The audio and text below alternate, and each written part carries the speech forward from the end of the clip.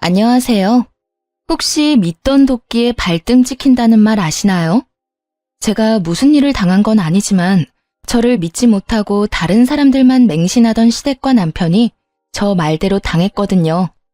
다시 생각해도 웃긴 이 사람들이 요즘 떠올라서 다른 사람들과도 이야기를 나눌 겸 사연글을 쓰게 됐어요. 저는 30대의 젊은 이혼녀로 다행히 애가 없어 깔끔하게 이혼하고 혼자 살고 있어요. 만약 아이가 있었다면 나무꾼에게 잡힌 선녀처럼 애들 때문에 떠나지도 못하고 그 인간들 헛짓거리를 속 터지게 보고 있어야 했을 텐데 이렇게 제자리를 찾게 되어 참 다행이라는 생각이 들어요. 그때는 애가 생기지 않아 스트레스를 받았었는데 일이 이렇게 되고 나니 차라리 다행이다 싶어요.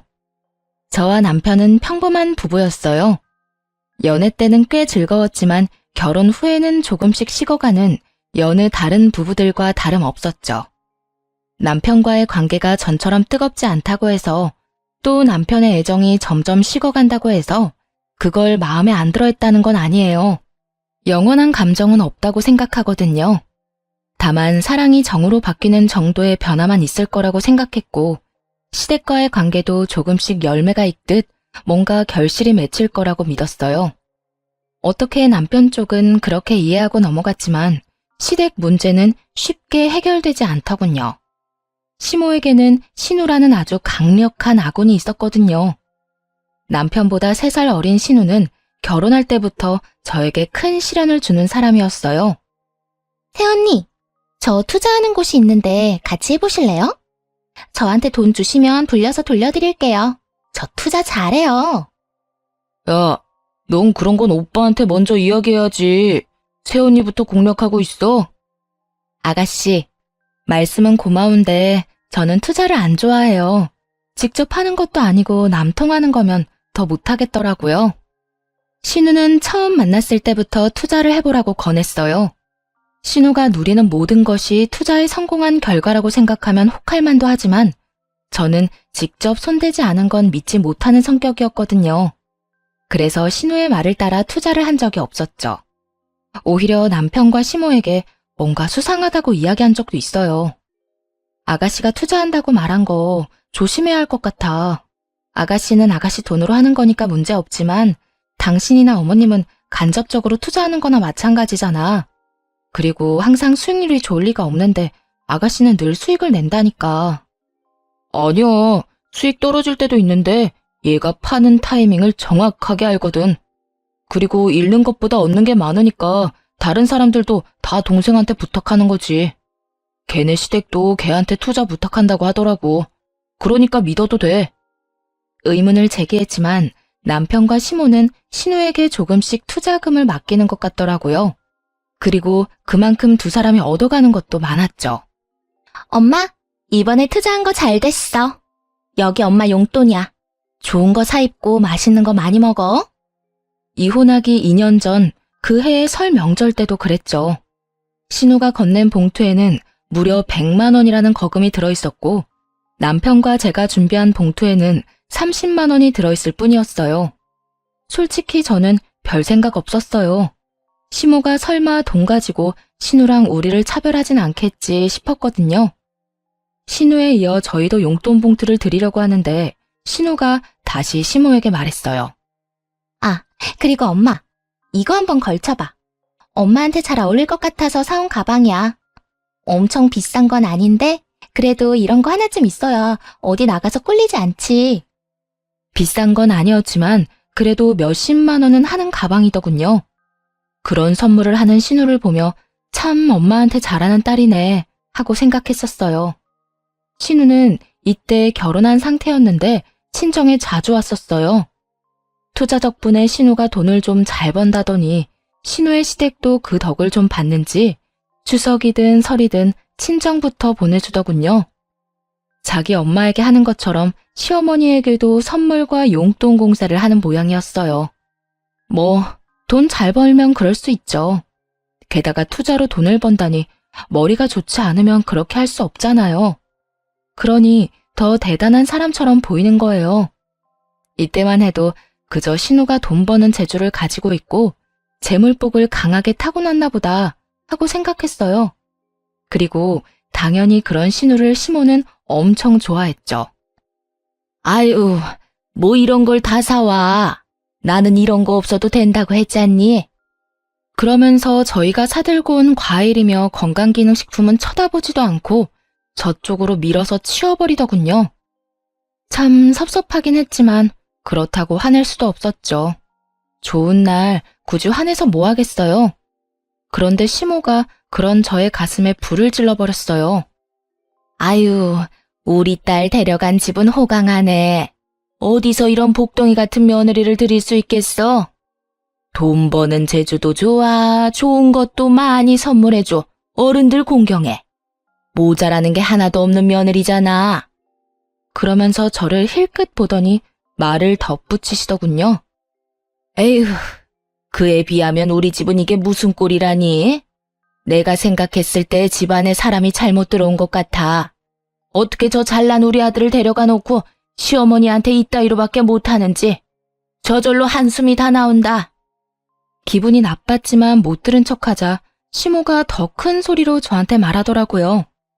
내가 우리 딸은 듬직하고 믿음직스러워서 걱정이라고는 안 했는데 집안에 새 사람이 들어오고 나니 오히려 더 걱정되고 마음이 불안하네. 어떻게 된 게 딸보다 나이도 많은 게 눈치도 없고 생각도 없어 보여. 듣다 보니 열이 서서히 오르더군요. 시어머니한테 이따위로 뭘 어떻게 했다는 걸까요? 그리고 아들이 되게 잘난 줄 알고 착각하길래 시모의 그 착각을 깨부수어 주기로 결심했어요.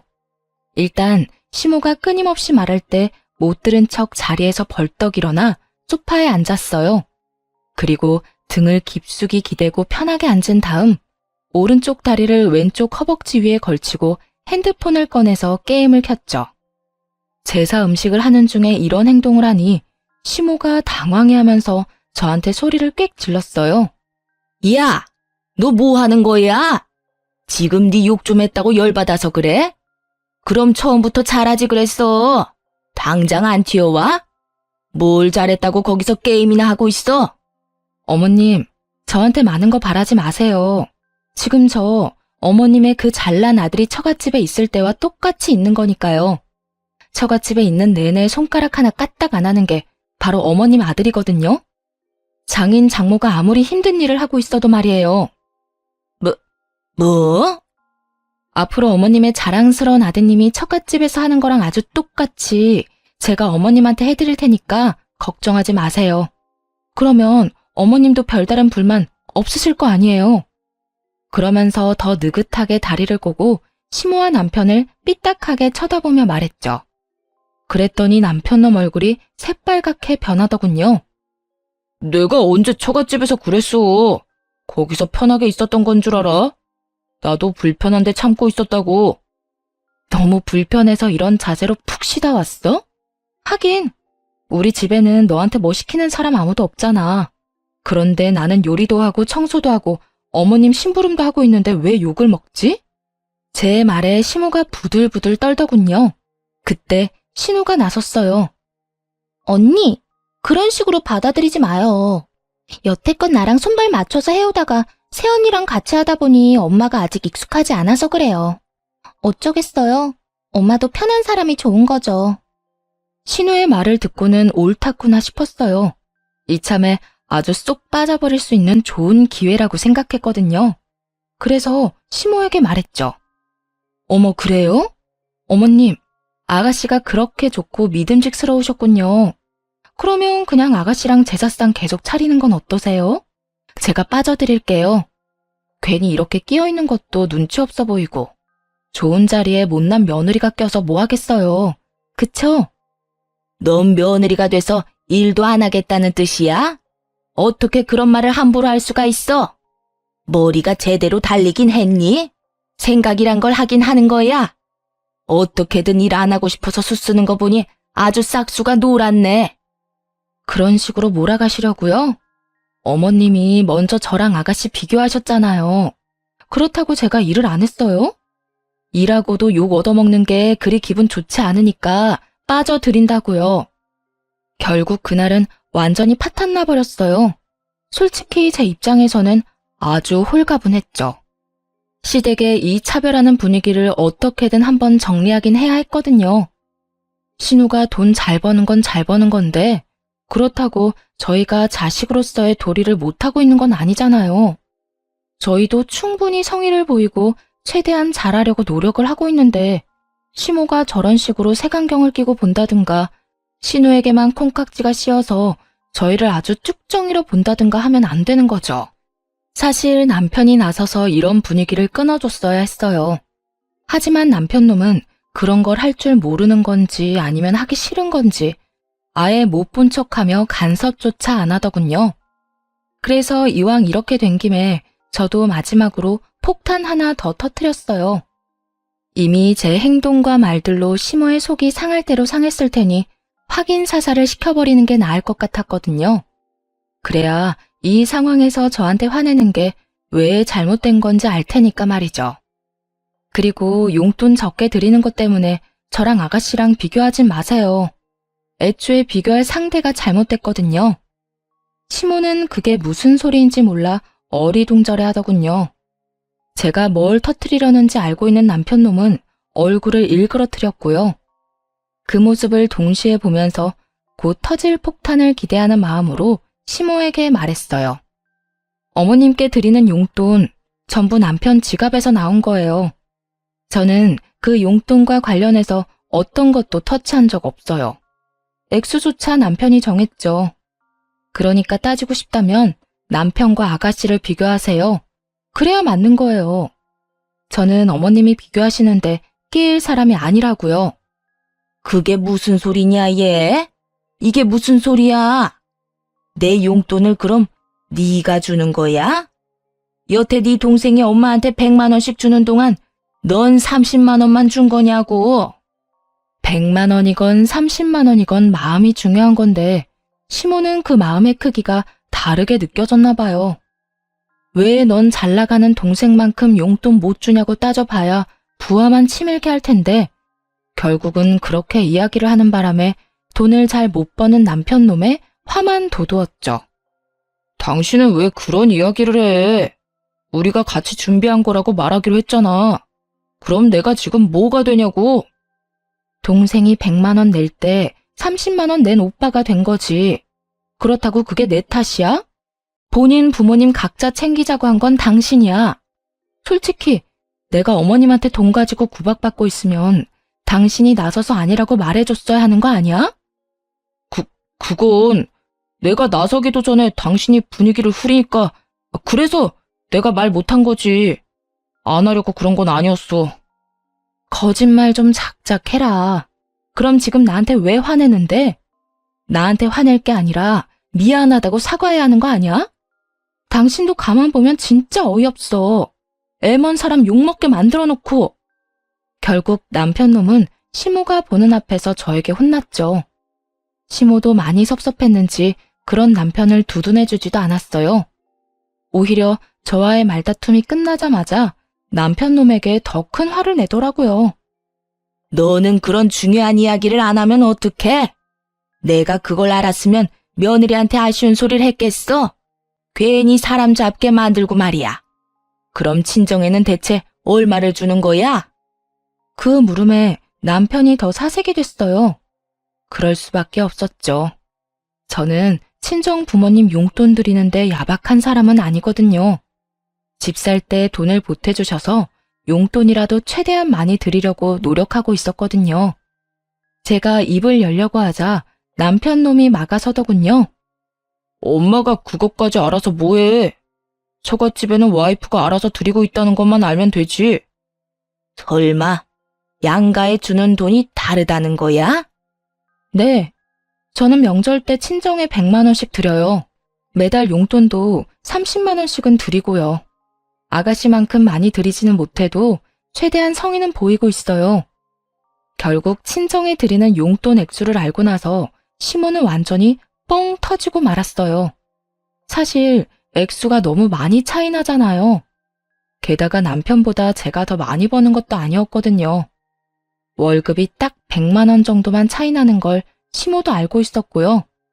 그런데 아들놈이 명절 때 자기 용돈을 꼴랑 30만 원씩만 줬다는 사실이 시모에게는 엄청나게 충격이었나 보더군요. 너 진짜 어떻게 이럴 수 있어? 엄마가 얼마나 고생하면서 널 키웠는데 평소에 용돈도 안 주면서 절에 꼴랑 그만큼 준다고? 내가 너를 낳고 미역국을 먹은 게 후회스럽다 이놈아. 그러면서 시모는 남편 등을 때리며 소리를 질렀고 틈틈이 제 눈치도 보더군요. 솔직히 저는 시모가 화내는 게 이해가 안 갔어요. 각자 형편 따라서 용돈을 드리는 거지. 누구 하나가 많이 드렸다고 우리까지 그렇게 낼 필요는 없잖아요. 우리 나름대로의 성의를 보여주면 되지. 금액이 효심의 크기는 아니니까요. 그럼에도 시모가 아들놈을 잡길래 저한테 그렇게 말하고 행동한 게 민망해서 저러는구나 하고 말았어요. 결국 그 뒤에 시모는 제게 사과를 했죠. 알지도 못하고 그런 말 한 거 미안하다고요. 그렇지만 뒤늦게 미안하다고 한들 이미 마음속에는 시모에 대한 불신이 쫙 깔려버렸고 벽까지 생겨버렸어요. 그래도 이때만 해도 이혼까지는 생각하지 않았어요. 고작 말다툼했다고 이혼하는 집은 잘 없잖아요. 물론 있을 수도 있지만 그 정도까지 상처받은 건 아니었거든요. 그렇게 2년의 시간이 흘러 추석이 다가왔어요. 딱히 상황이 변한 건 아니어서 저는 당연히 시댁에 간다고 생각하고 있었죠. 그래서 짐을 싸는데 남편 놈이 갑자기 저한테 그러더군요. 여보, 짐 안 싸도 돼. 이제 우리 집에서 명절 지낼 거야. 그 말을 들은 순간 눈앞이 노래졌어요. 그렇게 중요한 사항을 추석 이틀 전에 이야기해주다니요. 뭐? 그럼 미리 말했어야 할 거 아냐. 제사 준비며 뭐며 아무것도 안 돼 있는데. 게다가 시부모님이 여기 오셔서 주무실 텐데 이불조차 제대로 된 게 없다고. 신혼집은 시댁보다 시내에서 멀었기 때문에 남편과 제가 시댁에서 하룻밤 자면 잤지 시부모님이 집에 오신 적은 없었어요. 친정 부모님이 놀러 오셔도 따로 호텔을 잡아드렸을 정도였거든요. 솔직히 이때까지만 해도 남편이 상의도 안 하고 혼자 결정한 거라고 생각했어요. 시모가 굳이 우리 집에 오겠다고 할 일이 없었으니까요. 당신 혼자서 이런 일을 결정하면 어떡해? 나도 준비를 해야 하잖아. 아니면 미리 이야기라도 좀 하든지. 생각이 있는 거야, 없는 거야? 뭐 이런 일로 생각이 있고 없고까지 나와. 내가 혼자서 결정한 게 아니고 본가에서 그렇게 하자고 말 나온 거야. 그래서 나도 그러자고 한 거고. 미리 말 안 해서 미안하긴 한데 이게 그렇게까지 화낼 일이야? 내일부터 준비하면 되잖아. 정말 섬세하지 못한 인간이었어요.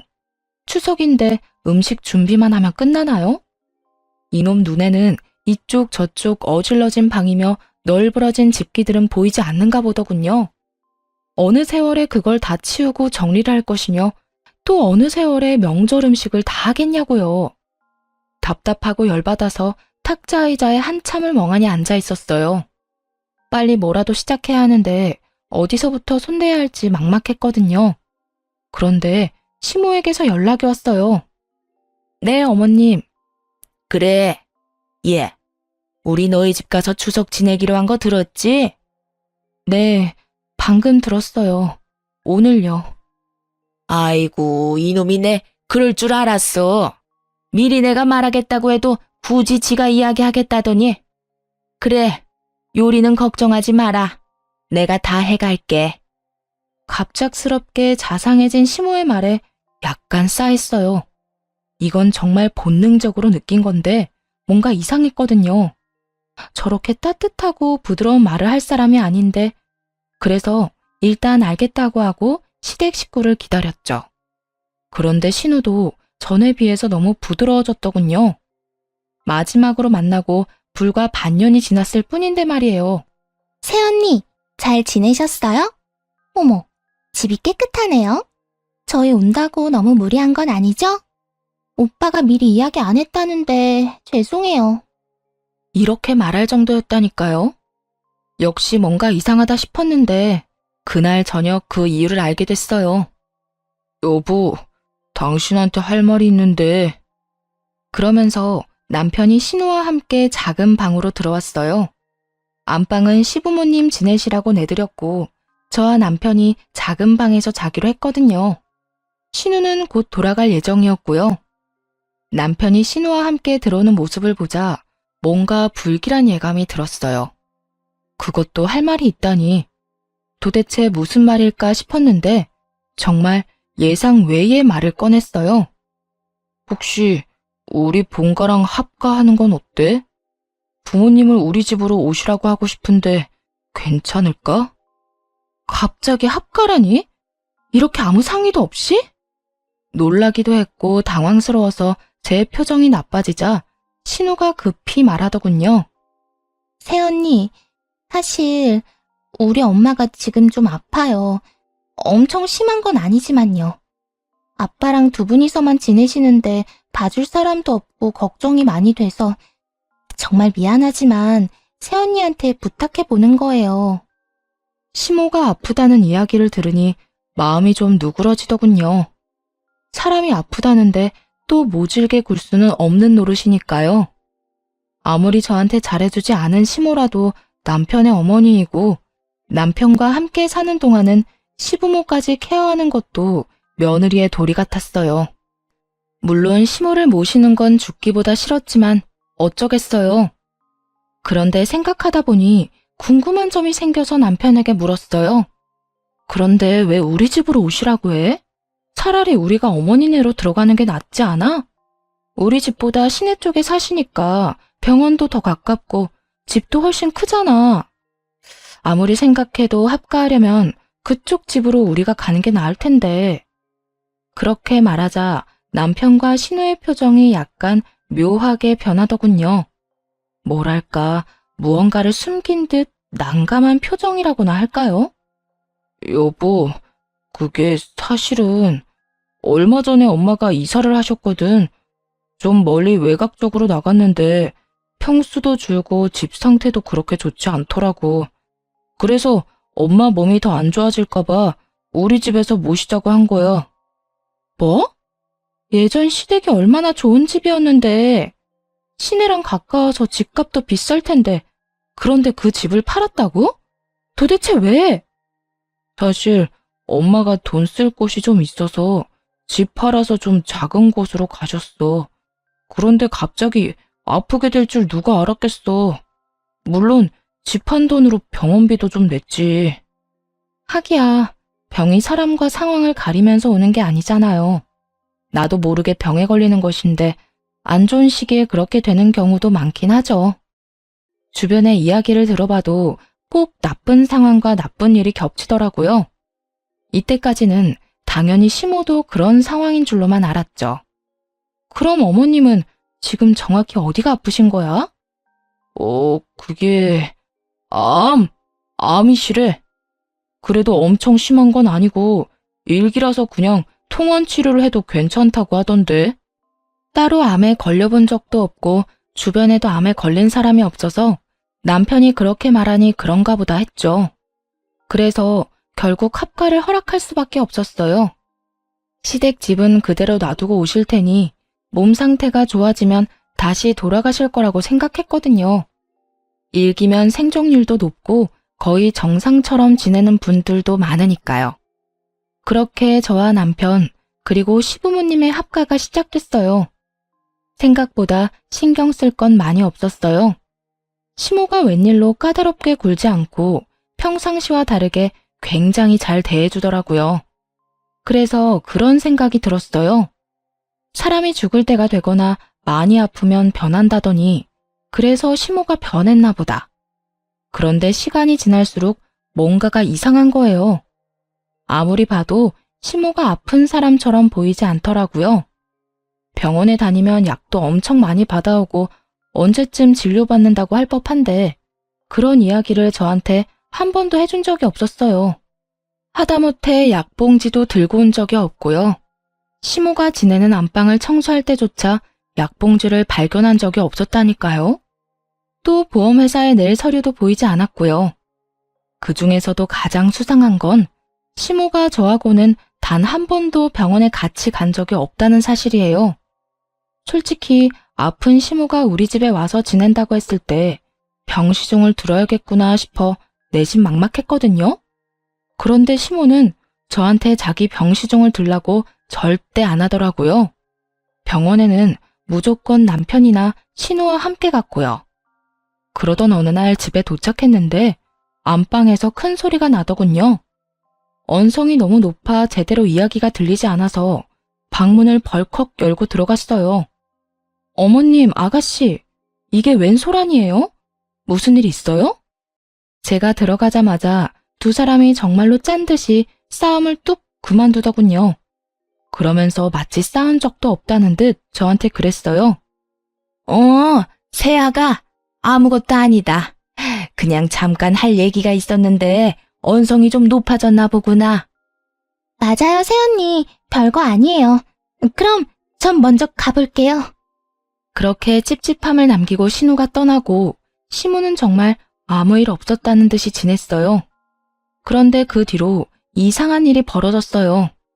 이제 시무가 신우와 같이 병원에 안 간다는 거예요. 그렇다고 시무 혼자서 병원에 가는 것도 아니었어요. 뭔가 수상하다는 생각이 들었죠. 왜 병원을 안 가지? 죽을 날을 받아놓은 것도 아니고. 한 번도 병원에 가질 않길래 너무 궁금하더라고요. 그래서 흘러가는 말로 떠보듯 남편에게 시모가 어느 병원을 다니는지 물어봤죠. 여보, 그러고 보니 어머님 암 치료하는 병원이 어디라고 했지? 아, 거기? 여기서는 좀 멀다고 하던데. 암 치료 전문이라니까 멀어도 거기 다니신다고 하더라고. 당신은 신경 쓸 거 없어. 동생이 다 알아서 하잖아. 이럴 때라도 많이 부려먹어. 아니, 그래도 명색이 며느리인데 어머님이 어디서 치료하는지 정도는 알아야지. 괜찮아. 당신은 신경 안 써도 돼. 그러면서 끝까지 어느 병원인지 이야기 안 해주더군요. 그렇다고 제가 포기할 사람이 아니거든요. 출근해서 쉬는 시간에 암을 치료하는 모든 3차 병원에 전화를 걸었어요. 그리고 시모 이름을 대며 보호자라고 담당 간호사를 바꿔달라고 했죠. 그런데 그 어느 병원에서도 시모 이름을 가진 환자를 찾을 수 없었어요. 그제야 계속해서 품어온 의문이 풀리는 것 같았죠. 아, 이것들이 짜고 거짓말을 해서 합가를 시켰구나 하고요. 거기까지 알아내니 더 이상 참을 필요가 없더라고요. 당장 집으로 가서 남편에게 따졌어요. 이게 어떻게 된 일이야? 어머님 아프신 거 아니지? 내가 이 동네 근처 암 전문 병원 싹 다 뒤졌거든? 근데 어머님 이름을 가진 환자가 없다는데 도대체 어떻게 된 일이냐고. 그렇게 조목조목 따지자 집안에 있던 시모와 시부의 얼굴이 하얗게 질리더군요. 거짓말한 게 들통이 났으니 그럴 수밖에요. 그런데 남편놈은 생각보다 태연하더라고요. 아니, 오히려 여유가 넘쳤어요. 이 인간이 왜 이러나 싶었죠. 그거 가지고 이렇게 화가 난 거야? 미안해. 내가 속인 건 미안한데 우리도 다 그럴 상황이어서 어쩔 수 없이 거짓말한 거야. 그리고 자기한테도 나쁜 일 절대 없어. 나쁜지 안 나쁜지는 내가 정해. 이미 나한테 거짓말을 했잖아. 당신은 어머님이 아프시지도 않은데 왜 날 속이고 합가를 시켜? 나는 합가 싫었다고. 그런데 어머님 생각해서 받아들였어. 진짜 별거 아니라고. 내 동생이 투자로 성공한 거 알지? 그래서 엄마가 살던 집 팔고 동생 투자하는데 다 넣었어. 사실은 조그만 투자하려고 했는데 생각보다 돈이 많이 들더라고. 그래서 더 불리려고 그 다음 시골 작은 집까지 팔았지. 지금 어머님이 집을 팔아서 투자를 하셨는데 안 말렸단 말이야? 미쳤어? 야, 그래도 집은 있어야지. 혹시라도 망하면 진짜 어쩌려고 이래? 그럴 일 없어. 지금도 투자 잘 되고 있다니까. 수익이 엄청나. 당신도 보면 놀랄걸? 아, 솔직히 말하면 나도 진짜 넣고 싶었는데 못 넣은 거야. 그리고 엄마가 잘 되면 너도 잘 되는 셈이고. 완전히 정신이 나갔더라고요. 집까지 팔아서 투자를 했대요. 게다가 직접 한 것도 아니고 신우를 통해서 투자를 했다고 하더군요. 간접 투자가 얼마나 무서운지 전혀 모르는 것 같았어요. 그래놓고 철석같이 돈을 벌 거라고 믿고 있으니 정말 허파가 뒤집어질 정도였죠. 그 돈을 실제로 본 적은 있어? 투자한 돈 실제로 봤냐고. 동생이 투자 수익률 포트폴리오로 딱 정리해서 보여줬어. 지금 원금의 3배야, 3배.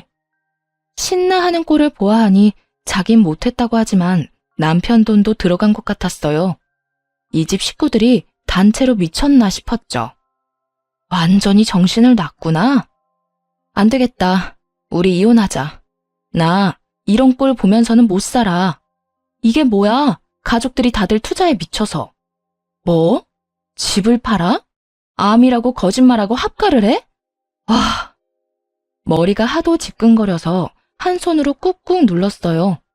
그런데 남편은 그런 제 모습을 이해가 안 간다는 표정으로 쳐다보더군요. 이혼? 당신 지금 생각은 하고 말하는 거야? 내가 3배라고 말했잖아. 우리 지금 넣은 돈의 3배가 됐다고. 그런데 이 상황에서 이혼을 해? 혹시 너 재산 분할 때문이야?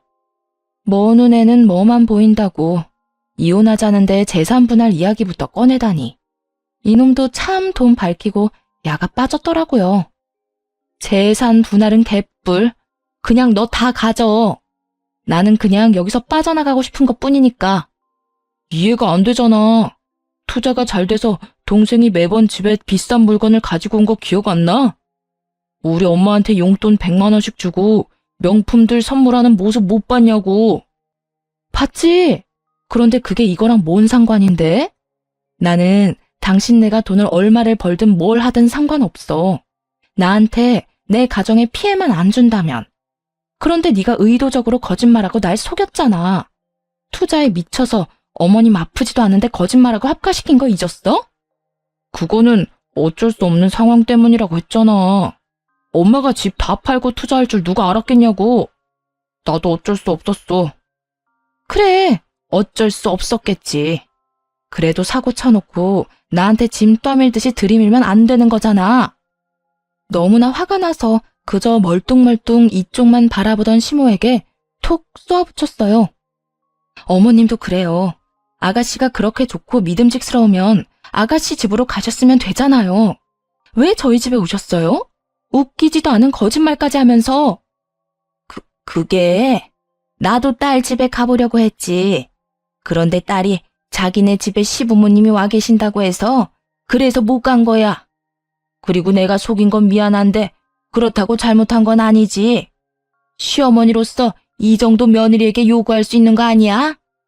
거짓말을 들켰다는 죄책감은 아주 짧은 시간만 느꼈나 보더라고요. 미안해하는 듯 했다가도 곧바로 자기가 아들 집에 머무는 게 그리 큰 죄냐며 아주 정신나간 소리를 하더군요. 어이가 없어서 순간 말문이 막혔죠. 그런 저를 보더니 시모가 더 기세등등해져서 말했어요. 투자금 회수하면 내가 넓은 마음으로 널 용서하려고 했는데 안 되겠다. 그냥 지금 이혼하렴. 너한테는 단 한 푼도 주기가 아까워. 며느리라는 게 시어머니랑 남편이 하는 일에 초나치고 말이야. 제가 할 말 대신 해주셔서 감사하네요. 이혼해. 다시 말하지만 난 그 돈 하나도 필요 없거든. 그거 다 갖고 가서 뭘 하든 당신 알아서 해. 나한테 한 푼도 줄 필요 없고 그 돈으로 뭐 했는지 알려줄 필요도 없어. 남편도 결국 나중에 가서 후회하지나 말라며 큰 소리를 떵떵 치고는 이혼한다고 했어요. 깔끔하게 합의 이혼이 됐다면 좋았겠지만 그 후에 짜증나고 무질구질한 일들이 벌어져 이혼은 결국 소송으로 번지게 됐죠. 두 사람이 신혼집에 딱 절반씩 보탰고 그래서 부부 공동 명의로 되어 있었거든요. 그런데 이 빌어먹을 개 같은 인간이 신혼집을 담보로, 아니 정확히 말하면 자기 지분에 대한 주택담보대출을 끌어다 쓴 거예요. 저한테 한마디 말도 없이. 그것도 1금융권도 아닌 곳에서. 물론 제 허락이 없었으니 1금융권은 사용하지도 못했겠지만요. 만약 미리 알았다고 해도 제가 허락할 일은 절대 없었을 테고요. 게다가 더 열받는 점은 대출받은 그 돈을 몽땅 신우에게 줬다는 거였어요. 그러니까 남편놈이 신나서 말한 수익률은 시모의 돈뿐만이 아니라 남편놈의 돈에 대한 내용이기도 했다는 걸 이혼하면서 알게 됐죠. 이 일을 통해 저는 삼중으로 충격을 받았어요. 시모가 전 재산을 신우에게 털어넣었대서 1차로 충격을 받고 아픈 척 우리 집에 들어와 합가해 지냈다는 것에 2차로 충격을 받고 마지막으로 남편 놈이 몰래 대출받아 신혼집 처분하기가 복잡해져서 충격을 받고 그래서 남편과 격렬하게 이혼 소송을 할 수밖에 없었어요. 당연히 판결은 제게 유리하게 났죠. 유책 사유가 거의 남편에게 있었으니까요. 남편이 대출받았다는 사실을 알았을 때 저 몰래 빌려다 쓴 돈을 증거로 남편의 유책 사유를 더욱 공고히 해뒀거든요. 판결 내용을 가지고 가서 남편에게 말했어요. 빨리 동생한테 가서 돈 받아와. 나한테 집값의 절반에다 위자료까지 싹 다 주면 이 집 줄게. 그러면서 일부러 남편 놈과 시모를 신우에게로 보냈어요. 사실 신우가 시모와 남편을 속이고 있었거든요. 왜 저번에 시모와 신우가 저희 집에서 엄청 싸웠잖아요. 그때 왜 싸웠나 싶어서 한번 알아보려고 신우 뒤를 따라간 적이 있었어요. 그런데 그때 보고야 만 거죠. 신우의 실체를. 남편과 시모가 떵떵거리면서 돈 찾아오겠다며 떠나고 몇 시간 뒤 두 사람이 완전 사색이 돼서 집으로 돌아왔더군요. 저는 일부러 빈정거리며 말했죠. 어디 투자의 귀재인 아가씨한테 돈 잘 받아왔어? 빨리 줘. 나도 나가게. 당신 언제부터 알고 있었어? 내 동생 망한 거 언제부터 알고 있었냐고. 지금 그걸 물을 상황인가요? 그 많은 돈을 어떻게 구할지가 더 걱정일 텐데 그래도 궁금해하니 답해줬어요. 어머님이랑 아가씨가 우리 집에서 싸우고 사이 서먹해졌을 때부터 알았지. 아가씨 엄청 허름한 데서 지내더라고. 그것도 시댁 사람들한테 구박받아가면서. 그걸 왜 지금 알려주는 건데? 알았을 때 바로 이야기해줬어야지. 지금 상황이 완전히 역같이 됐다고. 아, 내 돈! 남편 놈이 처절한 절규를 내지르더군요. 시모가 아프다고 속일 때는 몰랐을 텐데 이제는 제 마음을 깨닫게 됐을 거예요. 남을 속인다는 게 얼마나 나쁜 짓인지. 자기 눈에 피눈물이 나봐야 남을 울린 게 얼마나 큰 잘못인지를 알 테니까요. 뒤이어 시모가 들어왔는데 신우를 연행해 가는 것처럼 끌고 오더라고요. 그리고 신우의 입을 통해 사건의 전말을 들을 수 있었어요. 정말 골 때리는 상황이었죠. 오빠, 엄마, 정말 미안해. 나도 투자가 실패할 줄은 몰랐어. 시댁에서 받은 돈까지 다 잃는 바람에 오빠랑 엄마 돈으로 시댁 투자금 메꿨어. 그런데 오빠랑 엄마한테 계속 뭐라도 줘야 하니 어쩔 수 없이 좀 더 작은 집으로 이사 간 거고. 결국 그런 신우의 계략으로 시모와 남편은 투자가 잘 되고 있다고 믿게 됐고 더 큰 돈을 신우에게 갖다 바친 거였죠. 정말 바보들 아닌가요? 어떻게 그렇게 큰 돈을 투자하는데 직접 하지도 않는지. 그래놓고 저렇게 철석같이 투자가 잘 되고 있다고 믿는 것도 신기했고요. 아무리 가족이라도 돈 문제는 철저히 다뤄야 하는데 그러지 못했으니 결국에는 피를 보게 됐잖아요. 신우의 고백에 시모와 남편은 아예 무너져 버리더군요. 그럼 투자를 했다는 것도 거짓말이었어? 투자를 하긴 한 거야?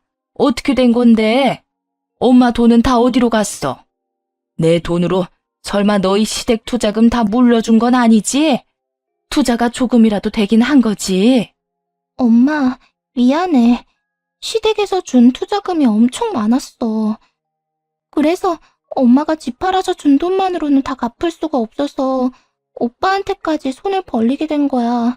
엄마랑 오빠 돈은 아예 투자하지도 못했어. 미안해. 흐느끼는 신우의 망연자실한 시모, 그리고 화가 나서 발광하는 남편. 집이 아주 난장판이 됐죠. 그래도 이제는 제 알바가 아니라 아주 냉정하게 남편에게 말했어요. 지금 당장 은행 가서 후순위 주택담보대출 신청해. 어차피 한도 끝까지는 못 뽑았을 거 아니야. 일단 그거 신청해서 나온 돈은 나한테 주고 나머지 금액은 당신이 어딜 가서든 구해와. 당장 퇴직을 해서 퇴직금이라도 받아오든지. 퇴직? 왜 이렇게 성급하게 굴어? 너 이 집 필요 없어? 나보다는 네가 더 급하잖아. 나는 친정으로 가면 당장 잠잘 곳은 있다지만 넌 뭔데? 가족들 다 데리고 길거리에 나앉으려고? 우리 집이 있는데 왜 내가 길거리에 나왔는데? 여기 내 지분도 있다고. 웃기시네. 있었겠지. 지금은 대출 받아놓고 다 날려먹어서 이 집 팔아도 네 지분 하나도 없어. 그리고 당신이 허락 안 해주면 어차피 팔지도 못하니 하는 말이잖아. 이 집 너한테 넘겨줄 테니까 빨리 돈 가져오라고. 그제야 남편놈은 자기 발등에 불이 떨어진 걸 알아채더군요. 어떻게 온갖 방법을 다 동원해 돈을 만들어 왔어요. 하긴 이혼 판결이 났으니 하루라도 빨리 돈을 마련해야 이자를 안 내잖아요. 이혼에 의한 재산 분할로 남편놈에게 소유권을 이전하니 고스란히 선순위와 후순위 대출이 안겨졌고 남편놈은 이자 폭탄을 맞게 됐어요. 그래도 솟아날 구멍이 있긴 했죠. 이 집을 팔아서 대출을 갚은 뒤 차액으로 월세집을 구하면 되거든요. 물론 부모까지 모시고 살 적당한 가격의 월세집을 구하기가 어렵겠지만요. 월세는 매달 돈이 계속 나가는 건데 게다가 저한테 줄 돈을 마련하려고 차도 팔고 신용대출까지 끌어쓴 터라 이자 말고도 갚을 빚도 많았죠. 뭐 남편놈 상황이야 어찌됐건 이제는 저랑은 상관없는 이야기였어요. 저는 그 집에서 탈출하기만 하면 됐으니까요. 짐을 모두 정리하고 가져갈 것만 싸서 나오는데 시모가 저를 아주 원망 어린 눈으로 쳐다보더군요. 이렇게까지 해야 했니? 좀 더 시간을 두고 해결했어도 될 일이잖아. 뭐가 그렇게 급해서 이 난리를 쳐가며 이혼까지 하고. 너한테 우리는 가족이 아니었던 거지? 저를 가족 취급해 주신 적 있으세요? 그렇게 믿고 따르던 건 제가 아니라 아가씨였잖아요. 솔직히 며느리보다 딸을 더 믿으셨으니 일이 이렇게 된 거고요. 저한테 말도 없이 사고 쳐놓고 이제와 원망하시네요? 전 잘못한 게 없어요. 다 어머님 잘못이지. 내가 뭘 그렇게 잘못했다고? 나도 다 잘 살아보려고 그런 거였어. 누가 잘 살아보겠다고 전 재산을 갖다 넣어요? 어머님, 그거 말만 투자지. 사실 도박이라고요. 도박, 투기. 어쨌든 따지고 싶으시면 저 말고 따님한테 따지세요. 저는 이제 관계없는 사람이잖아요. 그래, 너 잘났다. 혼자 돈 안 뜯기고 실속 다 챙겨서 가니 기분 좋겠구나. 우리가 속고 있는데도 말 안 해준 거 보면 너도 나쁜 년이야. 저는 처음부터 이상하다고 계속 말했었어요. 아가씨가 수익이 계속 나는 상황이 뭔가 이상하다고요. 그때는 한마음 한뜻으로 아니라면서 아가씨 편들더니 이제는 말 안 해줬다고 제 탓을 하시나요? 남 탓 그만하고 스스로를 좀 돌아보세요. 네? 그렇게 말하자 결국 시모의 차가운 눈길이 신우에게 가서 박혀버렸죠. 믿음이 컸던 만큼 배신감도 큰 듯 했어요. 시모의 눈에는 그 어느 때보다도 분노가 가득했는데 신우는 자기도 억울하다는 입장만 내세우더군요. 엄마 말대로 나도 잘 살아보려고 그런 거야. 투자하겠다고 결정한 건 엄마잖아. 엄마가 애도 아니고 어른인데 그럼 투자 결과가 어떻든 책임져야 하는 거지. 투자해서 망한 거면 내가 책임이라도 지지. 그런데 너 그 돈으로 투자도 안 했다며? 그러고는 지금 엄마한테 큰 소리 치는 거야? 그래도 받아먹을 건 다 받아먹었잖아. 용돈 100만 원씩 주고 비싼 선물할 때는 간이고 쓸개고 다 빼줄 것처럼 굴더니 이제 와서 이런 식으로 바뀌는 거야? 그때는 내 돈이 투자가 잘 되고 있을 거라고 생각해서 그랬지. 이런 상황인 줄 알았으면 선물들도 안 받았을 거야. 내가 미쳤지. 돈에 눈이 멀어서 전 재산을 날려? 내 돈 내놔 이거 사. 너 앞으로 쉬지도 못하고 일해야 할 줄 알아. 그렇게 세상에 둘도 없이 사해줬던 모녀가 순식간에 원수지간으로 바뀌어버렸어요. 시모와 남편은 아주 벼르고 있더군요. 어떻게든 신우에게서 한 푼이라도 더 건지려고요. 그래, 너 앞으로 택배 일에 배달 일까지 해. 내가 퇴근하고 저녁 시간에 너 감시할 거야. 오전이랑 오후에는 엄마랑 아빠가 너 감시할 거니까 그렇게 알고 착실하게 돈이나 벌어서 변제해. 보면서도 진짜 골 때리는 상황이다 싶었죠. 어떻게든 돈을 돌려받고 싶은 심정은 이해했으나 설마 신우에게 일을 시킬 줄은 몰랐거든요. 게다가 감시까지 하겠다고 말하다뇨. 결국 그렇게 전신우는 배달일과 택배일을 병행하며 돈을 벌어야 했어요. 이혼하고 집을 나온 제 귀에도 그들의 이야기가 들려왔죠. 그래도 전신우가 어떻게든 애를 쓴다고 생각했는데 그것도 잠시였어요. 정말 웃긴 일이 터졌거든요. 전신우가 월급날 돈을 들고 잠수를 타버린 거예요. 동생 잡겠다고 전 남편 놈이 저한테 연락했을 때 진짜 배꼽 빠지는 줄 알았다니까요. 내 동생 혹시 거기 있어? 2년이 월급 다 들고 날랐어. 그걸로 이번 달 이자 갚아야 하는데 와, 진짜 미친 거 아니야? 지가 지금 도망갈 때야? 동생이 돈 들고 날랐어? 2번이나 당해보니까 기분이 어때? 뒤통수 되게 얼얼하겠다. 나도 당신한테 속았을 때 그랬는데 이제야 내 기분 정확하게 알겠네. 위로는커녕 이렇게 말하자 전 남편 놈이 주춤하더군요. 대놓고 웃을 줄은 몰랐나 봐요. 그런데 웃겨서 웃음이 나오는 걸 어쩌나요? 당신 정말 내 동생 어디 갔는지 모르는 거지? 얘 때문에 우리 엄마 화병 나서 들어누웠거든. 분명히 누가 도와준 것 같은데? 내가 도왔을 리가 없지. 나는 애초부터 당신 동생 수상하다고 말했던 사람이잖아. 나서서 나 재밌게 해준 건 좋은데 번지수 잘못 짚었어. 딴 데 가서 알아봐. 그러자 전 남편도 수긍했는지 입을 꾹 닫더군요. 믿는 도끼에 벌써 2번이나 발등이 찍혔으니 기분이 참 똥 같을 거예요. 그렇다고 그 인간을 제가 위로해줄 필요는 없죠.